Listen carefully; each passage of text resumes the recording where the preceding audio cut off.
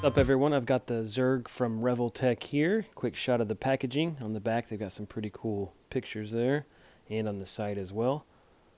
Straight out of the box, this guy feels super heavy, which is pretty uncommon for a Revoltech figure. It also came with this background, which I thought was pretty funny and random. It's got some random Zurg stuff, like a Zurg tower and spaceship. I don't know if that's from something.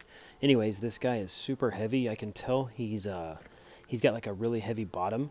But the other thing that stands out first is the paint on this guy. He's got like a purple, and the red that's on him has like this shine to it that's kind of like a sparkle as well, kind of like an old classic car paint or something. It looks really, really cool. Doesn't really come through on camera as much. But again, this bottom portion of him is like super heavy, and he has these 3 wheels so he can roll. And I'm guessing he's super heavy so the ion blaster that he comes with doesn't knock him over, which is a problem with most Zurg toys. And if you collect Revoltech, you'll know what kind of articulation he has. His shoulder armor has like separate articulation, so it can move separately from the arm.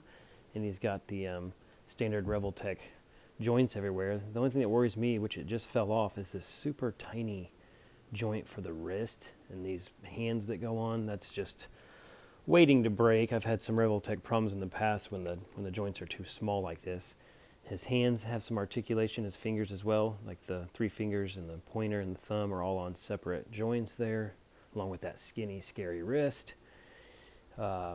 He's got some pretty decent head movement. It's just kind of hindered by his cape thing, so, you know. And then he also has some really good movement in his waist there.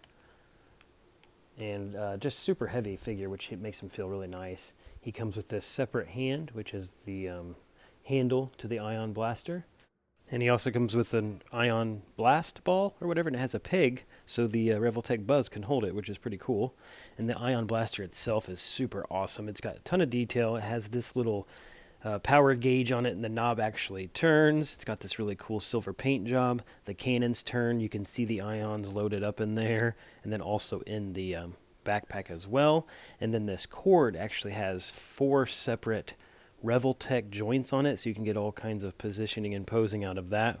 Super cool detail there. And then his cape has this peg, so when he's not wearing it, you know, it's closed, but it's a peg that comes out, and then it fits the little square peg that's on the ion blaster there. It fits right in there. Pretty snug. And then he also has this peg on the back of the ion blaster that's supposed to go in his upper wrist, but the peg is too long and the hole's not deep enough. Another bummer there, that he has this handle that, you know, is supposed to swap out, and it's supposed to just slide right out of there, but it's also not coming out. I don't want to break it. So those 2 issues are kind of a bummer, especially for the price point that Revoltech charges. Here he is next to the other Revoltech figs. They scale perfectly. Come on, buddy. Oh, you're a great dad. Yippee! So I think the paint job on this guy compared to all the other Zurg figures is probably the most screen accurate, in my opinion at least. He looks great on the Zurg shelf. And as usual, thanks for watching.